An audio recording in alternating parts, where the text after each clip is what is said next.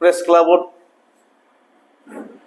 সংবাদ মেল এখন দিব ওলাইছোঁ আৰু আমাৰ লগত উপস্থিত আছে জ্যোতিৰ্ময় বৈশ্য, সম্পাদক আৰু মুখপাত্ৰ অসম APCC। তাৰপিছত আমাৰ লগত আছে সমেন দেৱ, জিলা সদস্য CPM। আমাৰ লগত আছে নিফুল ৰাজবংশী, সাধাৰণ সম্পাদক OBC চেল জাতীয় কংগ্ৰেছ। আমাৰ লগত আছে Tarapada Das, SC cell Manikpur block জাতীয় কংগ্ৰেছ। আমি বিৰোধী ঐক্যৰ পৰা বঙাইগাঁও জিলাত 3টা সমষ্টিতে আমি কেণ্ডিডেট দিছোঁ আৰু গোটেইকেইজন কেণ্ডিডেটৰ চিম্বল হৈছে হাত, মানে আই কংগ্ৰেছৰ পৰা, কিন্তু আমি বিৰোধী ঐক্য একেলগে লগ হৈ দিছোঁ। বঙাইগাঁও সমষ্টিত আমাৰ শ্ৰদ্ধাৰ গিৰীশ বৰুৱাদেৱ অতি সাধাৰণ ঘৰৰ, খেতিয়ক ঘৰৰ এজন মানুহ। তাৰপিছত চিজন গ্ৰামত নুৰ ইছলাম আৰু অভয়াপুৰীত প্ৰদীপ চৰকাৰ। আমি আমাৰ কৰ্মীসকলক, নেতাসকলক অনুৰোধ জনাইছোঁ বিৰোধী ঐক্যৰ সকলোৱে যাতে 100% মনে প্ৰাণে আমি কেণ্ডিডেটসকলক জিকাৰ কাৰণে যাতে আগবাঢ়ো বা কাম কৰোঁ। আৰু আমি দেখিছোঁ যে বঙাইগাঁৱৰ ক্ষেত্ৰত আমাৰ 7 বাৰৰ MLA আছিল শ্ৰদ্ধাৰ ফণীভূষণ চৌধুৰী ডাঙৰীয়া, অসম গণ পৰিষদৰ। এতিয়া তেখেত MP। এতিয়া তেখেতৰ ঘৈণীয়েক প্ৰথম এবাৰ MLA হ'ল, এতিয়া 2 নম্বৰত আহিছে। কিন্তু একেখন পৰিয়ালে বঙাইগাঁও সমষ্টিত আছে আৰু এই সমষ্টিৰ খেতি পথাৰ কিন্তু ক'তো আমি পানী দেখা নাই। কোনো এডৰা মাটিত খেতি পথাৰত পানী নাই। এই 9 বাৰ MLA হৈছে এখন পৰিয়ালত। আৰু দেখিছোঁ যে চম্পাৱতীৰ নদীৰ ওপৰত যিখন ব্ৰিজ, বৈতামাৰী আপোনাৰ বিদ্যাপুৰ অহা যোৱা যিখন ব্ৰিজ, সেই ব্ৰিজখন আজিলৈকে হোৱা নাই। যদি আমাৰ বিৰোধী ঐক্যৰ চৰকাৰ হয়, তেতিয়াহ'লে বঙাইগাঁৱত সমষ্টিৰ প্ৰতিডৰা মাটিত খেতিৰ পানী থাকিব আৰু সেই ব্ৰিজখন হ'ব। আমি যদি আহোঁ আপোনাৰ অভয়াপুৰী সমষ্টিত আমাৰ বিৰোধী ঐক্যৰ পৰা শ্ৰদ্ধাৰ প্ৰদীপ চৰকাৰ আৰু তাৰ এগেইনষ্টে আছে আমাৰ কি নাম, ভূপেন ৰায়। ভূপেন ৰায় এটা ৰাতিতে মানে AJPৰ পৰা BJP হ'ল আমাৰ ক'ব লগা নাই। তেখেতসকলৰ এইম, উদ্দেশ্য এটাই, যিকোনো প্ৰকাৰে হুক এণ্ড ক্ৰুক MLA হ'ব লাগে। কালি যদি কয়, অহাবাৰ যদি কয় যে আপুনি AIUDFত আহি MLA হ'ব পাৰিব, তেতিয়াহ'লে তেখেতসকলে AIUDFতো জইন কৰিব। সেইটো আমাৰ ভাবিব লগা নাই। কিন্তু ভূপেন ৰায়ৰ কিছুমান আমাৰ প্ৰশ্ন সুধিব লগা আছে তেখেতক। আজি মানিকপুৰত আমি যদি চাওঁ, মানিকপুৰত আচলতে কি কি অফিচ আছিল আৰু কিয় নোহোৱা হ'ল, তাৰ ভিতৰত যদি আমি চাওঁ, তেতিয়াহ'লে আপোনালোকে বুজিব যে পাটলিয়াদহাত এটা মাৰ্কেটিং অফিচ আছিল। সেইটো পাটলিয়াদহাৰ পৰা বেলেগত উঠাই লৈ গৈছে, অভয়াপুৰীত, টলুঙিয়াত নিয়ে ভাল পাইছোঁ, কিন্তু পাটলিয়াদহাতো এটা লাগিছিল সেই মাৰ্কেটিং অফিচ। দ্বিতীয়তে ফৰেষ্ট অফিচটো তেখেতসকলে জানে মানিকপুৰৰ পৰা যাব বুলি, কিন্তু কোনো ৰাইজক কোৱা নাই। গোপনে তেওঁলোকে চাইন ছিগনেচাৰ মাৰি সেই ফৰেষ্ট অফিচটো মানিকপুৰৰ পৰা লৈ গ'ল। আমি দেখিছোঁ MSDPৰ এখন কলেজ আহিছিল, সেইখন মানিকপুৰত হ'ব লগা আছিল। সেইখন কলেজো টলুঙিয়াত লৈ গৈছে। টলুঙিয়াত নিয়াটো আমি ভাল পাইছোঁ, টলুঙিয়াত খুব প্ৰয়োজন তেনেকুৱা এখন স্কুলৰ, কিন্তু একেটা সময়তে মানিকপুৰতো প্ৰয়োজন আছিল। গতিকে ভূপেন ৰায় ডাঙৰীয়াই য'ত য'ত যাব, ততেই মানিকপুৰ ব্লকৰ 7টা জিপি আছে, 7টা জিপি ৰাইজে এতিয়া নিশ্চয় প্ৰশ্ন কৰিব আৰু আমিও কৰিম। আচলতে তেখেতৰ পৰিকল্পনা কি? কেৱল MLA হ'ব না আৰু মানিকপুৰৰ কিছু অফিচ কছাৰী লৈ যাব, না যিখিনি আছে সেইখিনিও শেষ কৰিব?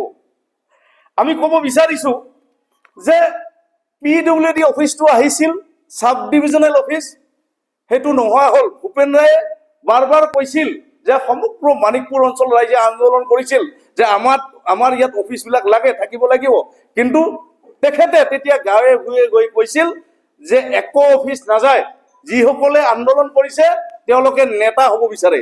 কিন্তু আজিতো দেখিছো অফিচটো গুচি গ'ল। একেটা সময়তে ট্ৰেজাৰী অফিচটো আহিছিল মানিকপুৰত, সেইটো আজি নাই। আমি যদি চাওঁ ইৰিগেশ্যনৰ এটা সাব ডিভিজনেল অফিচ আছিল, সেইটোও উঠি গ'ল। আৰু সমগ্ৰ মানিকপুৰৰ এটা এটা অফিচ নোহোৱা হ'ব ধৰিছে। আমি মানিকপুৰৰ ৰাইজে ভূপেন ৰায়ক পোনপটীয়া এটা প্ৰশ্ন কৰিব বিচাৰে আৰু কৰিব ৰাইজে নিশ্চয়।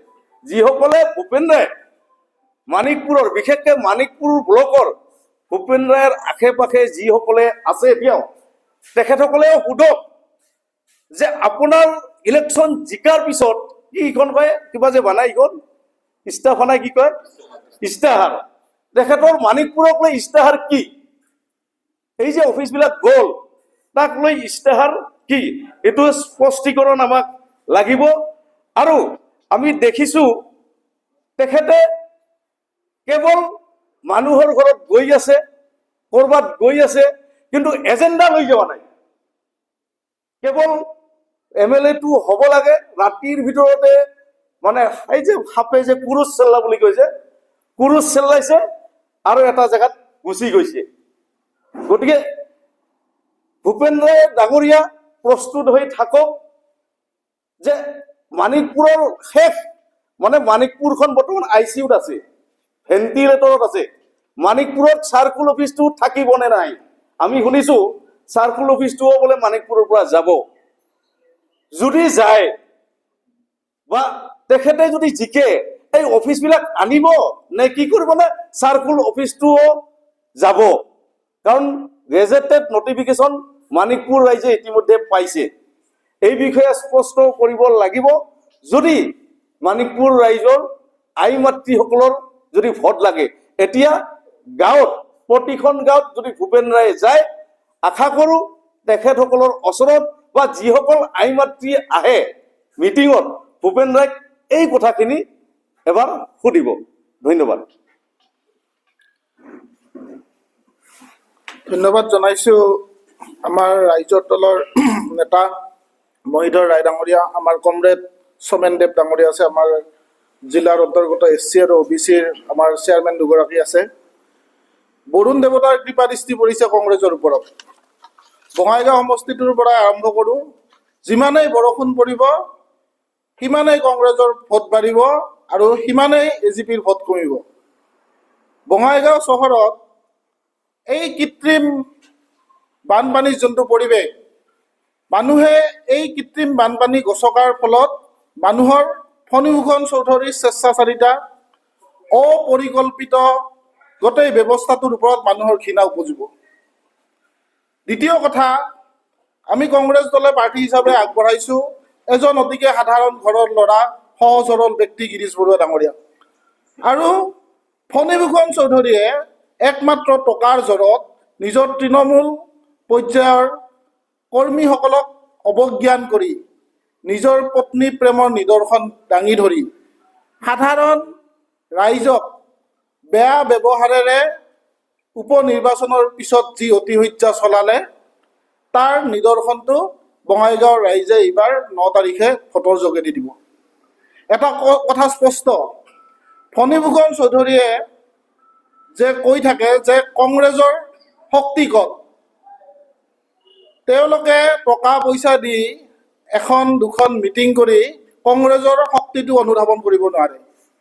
বিগত 40টা বছৰে বঙাইগাঁৱত কংগ্ৰেছে যি কামিহাৰপণ কৰি থিয় হৈ আছে, এইবাৰ গিৰীশ বৰুৱা সন্মুখত লৈ তাৰ কিমান মৰম ৰাইজে ইতিমধ্যে সকলো ভাষা ভাষী লোকে নিজৰ বক্তব্যৰ জৰিয়তে গাঁৱে ভূঞে চহৰে নগৰে এই কথাখিনি কৈছে। ফণীভূষণ চৌধুৰীয়ে বঙাইগাঁও সমষ্টিটোক দুটা ভাগত ভাগ কৰিব বিচাৰিছিল। এটা ৰেল লাইনৰ এইপাৰৰ ফ্লাইঅভাৰৰ ৰাইট চাইডে আৰু এটা লেফ্ট চাইডে।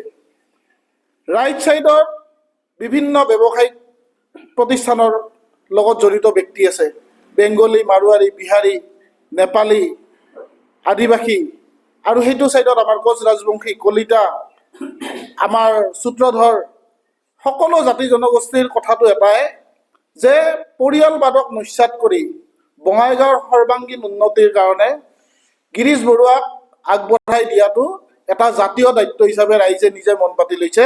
আৰু আমি নিশ্চিত কেইবা হাজাৰ ভোটৰ ব্যৱধানত এইবাৰ এজিপিক বঙাইগাঁৱৰ পৰা আমি কংগ্ৰেছ দলে বিদায় দিম।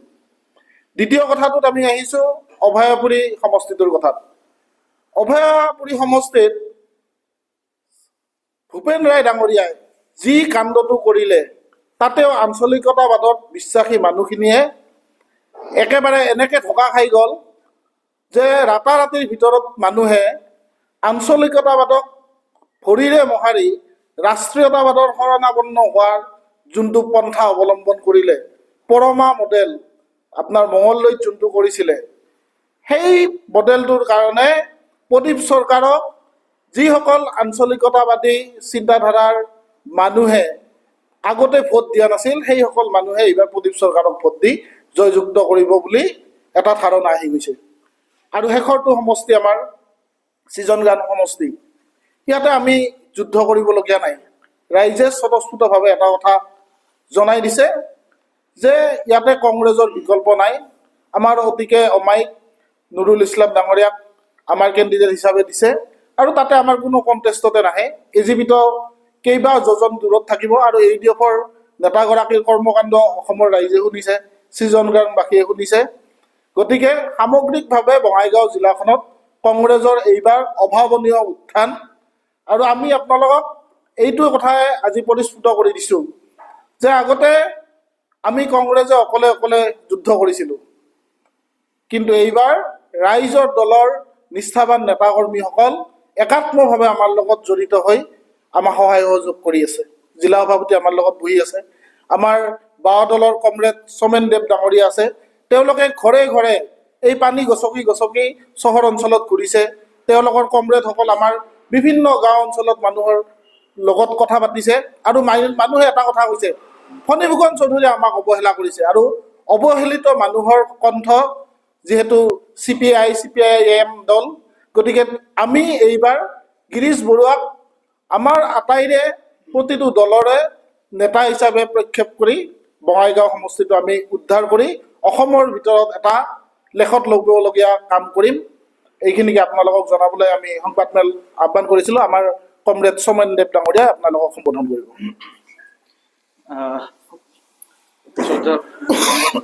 ইতিমধ্যে আপোনালোকে জানে বিৰোধী দলসমূহৰ ঐক্যমঞ্চই এইবাৰ অসমত এই বিজেপি চৰকাৰ, যিটো জনবিৰোধী, স্বৈৰাচাৰী আৰু সাম্প্ৰদায়িক এই চৰকাৰখনক উৎখাত কৰিবলৈ 6টা ৰাজনৈতিক দলে ঐক্যবদ্ধ হৈছে। আমি বঙাইগাঁও এইবাৰ আমি ঐক্যবদ্ধ হৈ আমাৰ উমৈহতীয়া প্ৰাৰ্থী গিৰীশ বৰুৱাৰ সমৰ্থনত ৰাইজৰ ওচৰলৈ কাষ চাপিছোঁ।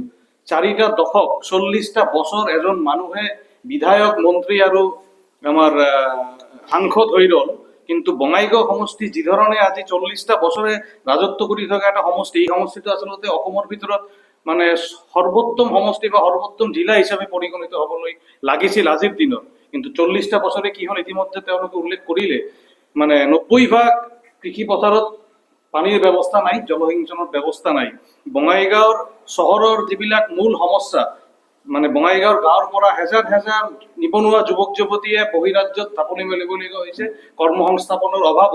বঙাইগাঁও চহৰত, বঙাইগাঁও জিলাত এখন উদ্যোগ স্থাপন কৰিবলৈ এই বিধায়কজন, এই মানুহজন ব্যৰ্থ হ'ল। 40 বছৰে এটা ডাঙৰ কোনো উদ্যোগ নাই। বঙাইগাঁও ৰেল নগৰী হিচাপে পৰিচিত, কিন্তু আজিৰ দিনত বঙাইগাঁৱত ৰেলৰ বহু সমস্যা ৰৈ গৈছে। এই ৰেলৱে অভাৰব্ৰিজ, বঙাইগাঁও ষ্টেচনৰ উত্তৰ আৰু দক্ষিণ ফাল সংযোগী, এই ব্ৰিজখন 3 বছৰ আগত ভাঙি দিয়া হ'ল। CPIM দল, আমি আমাৰ দলৰ উদ্যোগত তাতে আন্দোলন সংগ্ৰাম সংঘটিত হ'ল। আমি সাংসদজনক বা বিধায়কজনৰ ওচৰত কেইবাবাৰো গ'লো, আমাৰ স্মাৰক পত্ৰ প্ৰদান কৰিলো, কিন্তু তেওঁৰ যিটো ভূমিকা ল'ব লাগিছিল বিধানসভাৰ মজিয়াত, তেওঁ যিটো ভূমিকা ল'ব লাগিছিল আমাৰ এই অভাৰব্ৰিজখন আকৌ নিৰ্মাণৰ ক্ষেত্ৰত, আমি তাত একো ভূমিকা দেখিবলৈ নাপালো। বঙাইগাঁও চহৰৰ কেইবাটাও ward, 11 number ward, 9 number ward, 16 number ward, 15 number ৱাৰ্ডকে ধৰি বিভিন্ন ৱাৰ্ড আজি অলপ বৰষুণ হলে কৃত্ৰিম বানপানীৰ সন্মুখীন হ'বলগীয়া হয়। তাতে এই বঙাইগাঁও চহৰ অঞ্চলৰ যে এটা বিজ্ঞানসন্মত নিকাশী ব্যৱস্থা, বঙাইগাঁও চহৰৰ মাজেদি যে এটা যান জঁটৰ ইমান দিন ধৰি ৰাইজে জীয়াতু ভুগিবলগীয়া হৈছে, এইবিলাক সমস্যাবোৰ লৈ এই বঙাইগাঁৱৰ বিধায়কজন বা তেওঁলোকৰ দলৰ নেতাকৰ্মীসকলে কিন্তু কোনো ধৰণৰ উদ্যোগ গ্ৰহণ কৰা আমি পৰিলক্ষিত হোৱা নাই। আনফালেদি আমি চাইছো তেওঁলোকে নিজৰ পৰিবাৰক এই ৰাজনীতিৰ পথাৰলৈ মেলি দিছে। তেওঁলোকে পৰিবাৰ মানে ৰাইজে অভিযোগ উত্থাপন কৰিছে পৰিয়ালকেন্দ্ৰিক ৰাজনীতিত, তেওঁৰ ঘৈণীয়েকক এইবাৰ থিয় কৰাইছে, অহা বছৰবিলাকক ল'ৰা ইতিমধ্যে সাজু হৈ আছে ৰাজনীতিৰ পথাৰত ঢাপলি মেলিবলৈ। গতিকে ৰাইজে চাই আছে বস্তুবোৰ। ৰাইজে এইবাৰ কৈছে এই পৰিয়ালবাদ উৎখাত কৰিবলৈ, তেওঁলোকৰ 40 বছৰীয়া ৰাজত্বৰ অৱসান পেলাবলৈ যদি কোনো বিকল্প আছে, এই বিকল্পজন হৈছে গিৰিশ বৰুৱা, এই বিকল্পজন হৈছে বিৰোধী ঐক্যৰ প্ৰাৰ্থীগৰাকী। আৰু এজন আমি চাইছো ইয়াতে নিৰ্দলীয় প্ৰাৰ্থী বহু সভা সমিতি কৰি আছে। কাৰ্যত এই সভা সমিতিবোৰত শাসকীয় দল বিজেপিৰ নেতা পালি নেতাবোৰে তেওঁলোকক আমি মানে চাইছো। গতিকে এই যে যিটো এটা অসাধু তেওঁলোকে যিটো ঐক্য গঢ়ি তুলিছে, ওপৰত তেওঁলোকে অগপ বিজেপিৰ মিত্ৰতা কৰিছে নেতাবিলাকে, তলৰ কৰ্মীবিলাক চিপ্ৰাং ৰাজনীতি লৈ পেলাই এটা মানে আমাৰ নিৰ্দলীয় প্ৰাৰ্থীৰ হৈ কাম কৰি আছে। এইটো তেওঁলোকৰ এই অসাধি চক্ৰটোক ৰাইজে প্ৰত্যক্ষ কৰি আছে। টকাৰ বিনিময়ত, ক্ষমতাৰ বিনিময়ত, অৰ্থৰ বিনিময়ত তেওঁলোকে ৰাজনীতি কৰাটো ৰাইজৰ ওচৰত কাৰ্যত এইটো এক্সপ'জ হৈ গৈছে। গতিকে এইবাৰ ৰাইজে আৰু কোনো ধৰণৰ বেলেগ নিৰ্দলীয় প্ৰাৰ্থী নহয়, বেলেগ কোনো প্ৰাৰ্থী নহয়, বিৰোধী ঐক্য মঞ্চৰ প্ৰাৰ্থীগৰাকী আঁকোৱালি লৈছে। ইতিমধ্যে তেওঁলোকৰ স্থিতি স্পষ্ট কৰিছে। অহা 9 তাৰিখৰ যিটো নিৰ্বাচনত আমি অনুৰোধ জনাম বিৰোধী ঐক্যৰ তৰফৰ পৰা, বঙাইগাঁৱৰ সৰ্বাংগীন উন্নয়নৰ স্বাৰ্থত, বঙাইগাঁৱৰ কৃষক, শ্ৰমিক, মেহনতি জনগণ, আমাৰ যুৱ সম্প্ৰদায়ৰ স্বাৰ্থত আপোনালোকে ওলাই আহি হাতৰ ছবিত ভোট দি গিৰিশ বৰুৱা ডাঙৰীয়াক বিপুল ভোটত জয়ী কৰোৱাটোৱে হ'ব আমাৰ একান্ত কৰ্তব্য আজিৰ দিনত। ধন্যবাদ।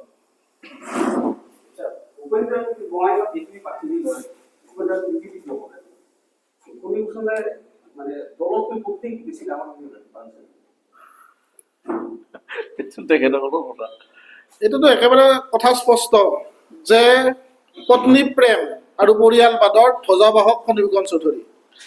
ফণী ফুকন চৌধুৰীৰ লগত বহুত মানুহ, কিছু মানুহ মৰি গ'ল, কিছু মানুহ ইমান বয়স হৈছে খোজকাঢ়িব নোৱাৰা অৱস্থা।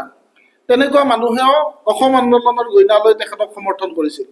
কিন্তু আজিৰ তেওঁৰ যোনটো চৰিত্ৰ, যিসকলে ইহলোকত গৈছে তেওঁলোকেও দুখ পাইছে, যিসকলৰ স্বাস্থ্যৰ অৱনতি ঘটি এতিয়া বিচনাত পৰি আছে তেওঁলোকেও দুখ পাইছে, যিসকল সাধাৰণ মহিলাই বহুত আশা কৰি অগপ দলটোত জড়িত আছিল তেওঁলোকেও দুখ পাইছে। তেওঁলোকে মানুহে এটা কথা নিশ্চিত হৈছে যে এইবাৰ পত্নী তাৰ নেক্সট পুত্ৰ, নেক্সট আৰু কোনো অগপৰ তৃণমূল কৰ্মীয়ে, কোনো নেতাই ইয়াতে যে স্থান নাপায়, বঙাইগাঁৱৰ অগপ সকলো কৰ্মীয়ে ইতিমধ্যে কথাটো অনুভৱন কৰিছে। সেইকাৰণে আমাৰ পক্ষত মানুহ হুৰা হুৰে আগবাঢ়িছে।